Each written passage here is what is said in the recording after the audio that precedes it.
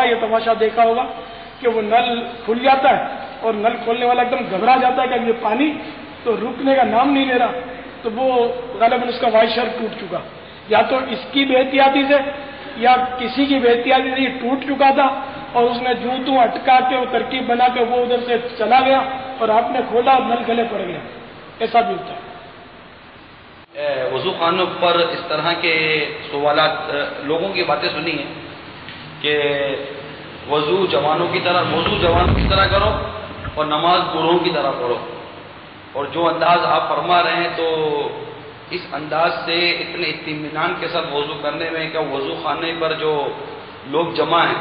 کہ عموماً ہمارے یہاں جماعتوں کے عین وقت پر وضو خانوں پر رش بڑھ جاتا ہے، تو ایسے موقع پر جو انداز آپ نے ارشاد فرمایا تو کیا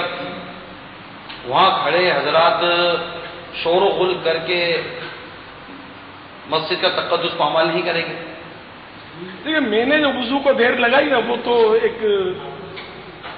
تربیت کا سلسلہ تھا، البتہ اطمینان سے وضو کرنا مستحب ہے،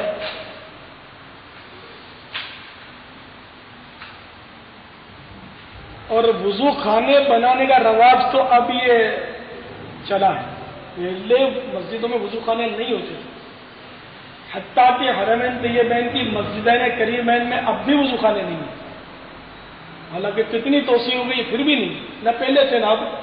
وضو خانوں کی تو الگ عمارتیں دور بنی ہوئی، فاصلوں پر ہے تھوڑے تھوڑے، تو جہاں نمازوں کے مخصوص فضائل میں نے پڑھے ہیں تو عام طور پہ ان میں یہ فضائل بھی میں نے پڑھے ہیں، جو غور بھی کیا ہے کہ اس میں یہ ہوتا کہ جو گھر سے وضو کر کے چلا اور اچھی طرح وضو کر کے چلا،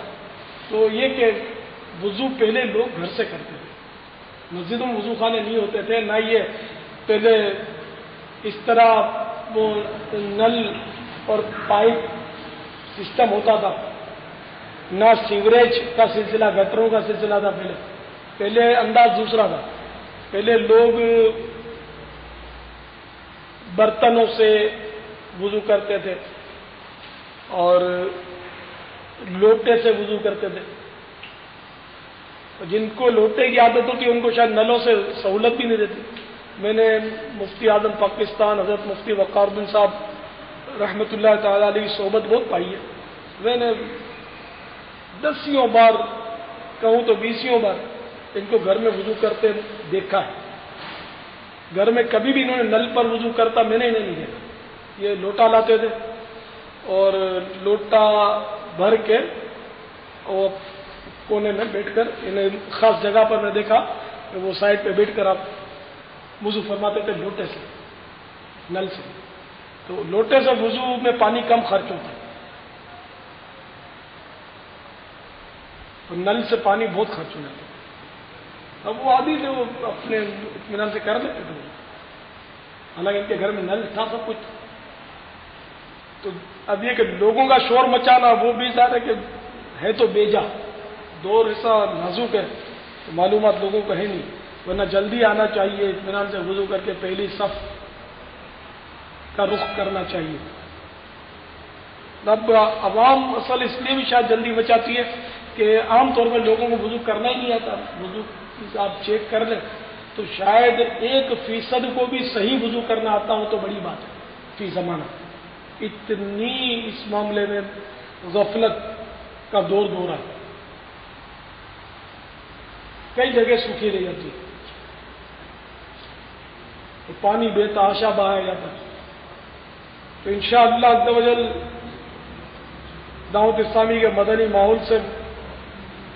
جو جو مسلمان وابستہ ہوتے جائیں گے، مدنی قافلوں کے مسافر بنتے جائیں گے، تو انشاءاللہ عز و جل وضو میں، نمازوں میں اور دیگر عبادتوں میں جو اغلاط ہیں، جو کوتاہیاں ہیں، وہ بھی انشاءاللہ دور ہوتی چلی جائیں گی، یا جہاں بھی اچھی صحبتیں ملیں گی، علماء کی صحبتیں ملیں گی تو انشاءاللہ یہ غلطیاں جو ہے وہ دور ہوں گی انشاءاللہ عز و جل۔ پیارے باپا جان، آپ نے وضو کا طریقہ بتانے کے دوران ایک لفظ مستحب کا بھی استعمال فرمایا ہے، فرض، واجب، سنت وغیرہ تو سنا ہے، اس لفظ مستحب سے کیا مراد ہوتا ہے اور اس کی کیا برکتیں ہیں؟ برائے کرم یہ بھی ارشاد فرما دیجیے۔ مستحب ایک بہت وسیع معنی میں ہوتا ہے، اور لاکھوں لاکھ مستحبات ہوتے ہیں، اور مستحب امر جو ہوتا ہے نا، یہ اگر آدمی بجا لائے تو ثواب کا حقدار بنتا ہے، اور اگر اس کو جان بوجھ کر بھی چھوڑ دے تو بالکل بھی گناہگار نہیں، اس پر کسی قسم کی کراہت بھی نہیں۔ اب جیسے میں نے وضو کے کئی مستحبات آپ کی خدمت میں بیان کیے، تو اگر کوئی اس کو نہیں کرتا تو کوئی گناہ نہیں اس کو۔ اب مثال کے طور پہ وضو کے دوران درود شریف پڑھا، وہ آزاد ہوتے وقت، تو درود شریف کی فضیلت کون مسلمان نہیں جانتا ہو، اتنا ثواب کا کام۔ تو اگر وہاں وضو میں نہیں پڑھا تو گناہ گار نہیں ہے، بس ایک ثواب اس کو نہیں ملے گا، کراہت بھی نہیں ہے، کوئی جاتی اس کے وضو میں خرابی بھی ہم نہیں کہیں گے، ثواب سے وہ ثواب اس کو نہیں ملے گا۔ واللہ تعالی اعلم ورسولہ اعلم عز وجل وصلی اللہ تعالی علیہ وآلہ وسلم۔ صلوا علی الحبیب۔ ابھی جو آپ نے وضو کا طریقہ ارشاد فرمایا، یہ بھی بتائیے کہ کیا اسلامی بہنوں کے وضو کا طریقہ اس سے علیحدہ ہے؟ جی نہیں، اسلامی بہنوں کا بھی تقریباً یہی طریقہ ہے۔ اب اسلامی بھائیوں کے لیے جیسے مسواک کرنا سنت مصطفیٰ ہے صلی اللہ تعالی علیہ وآلہ وسلم، تو اسلامی بہنوں کے لیے مسواک کرنا سنت عائشہ صدیقہ رضی اللہ تعالی عنہا۔ باقی تقریباً وہی مسائل ہے وضو میں۔ واللہ تعالی اعلم ورسولہ اعلم عز وجل وصلی اللہ تعالی علیہ وآلہ وسلم۔ صلوا علی الحبیب صلی اللہ تعالی علی صلی اللہ تعالی علی محمد۔ بھائی یہ ارشاد فرمائیے کہ عموماً اسلامی بہنیں ناک میں کوئی زیور پہنتی ہیں، وہ چہرہ دھوتے وقت وضو کے وقت اس کے لیے کچھ احتیاط کرنی چاہیے اسلامی بہنوں کو؟ جی ہاں، چوڑیاں ہیں تو چوڑیوں کو ہلا کر، انگوٹھیوں کو ہلا کر ان کے نیچے پانی بہانا ہے۔ اگر پانی نہیں بہتا ان کے نیچے تب تو ہلانا فرض ہے اس کو، یعنی کہ ہٹا کر پانی بہائے اس کے نیچے، اور اگر پانی بہہ جاتا ہے تو اب مستحب ہے کہ ان کو ہلا کر پانی، یعنی ان کو ہلائے اور پانی بہہ جائے، ٹھیک ہے۔ اس طرح ناک میں اگر وہ کچھ پہنا ہوا ہے، کان میں پہنا ہوا ہے، غسل میں کان دھونا فرض ہے، وضو میں دھونا فرض نہیں ہے کان۔ تو اب کان میں یا ناک میں کچھ پہنا ہوا ہے تو سوراخ اس کو بھی نکال دیں، اگر پانی اس کے نیچے نہیں بہتا اس کو نکال دیں اور پانی بہائے۔ کان اور ناک کے سوراخ میں جو آر پار سوراخ کیا جاتا ہے یہ زیور پہننے کے لیے، اس میں بھی وضو میں پانی پہنچا ہے، البتہ غسل میں ان میں پانی پہنچانا فرض ہوگا، اور کان میں پہنچانے کی وضو میں ضرورت ہی نہیں ہے، وضو میں کان دھونا ہی نہیں ہے۔ غسل میں البتہ اس سوراخ میں پانی پہنچانا فرض ہے، جبکہ سوراخ کھل سکتا ہے، اور سوراخ بالکل بند ہو گیا اور گوشت اگ گیا ہے تو پانی نہیں جاتا تو کوئی حرج نہیں، یہ نہیں کہ اس میں زبردستی سوئی گھونپ کر وہ زخمی کر کے کوئی پانی ڈالے۔ واللہ تعالی اعلم ورسولہ اعلم عز وجل وصلی اللہ تعالی علیہ وآلہ وسلم۔ صلوا علی الحبیب۔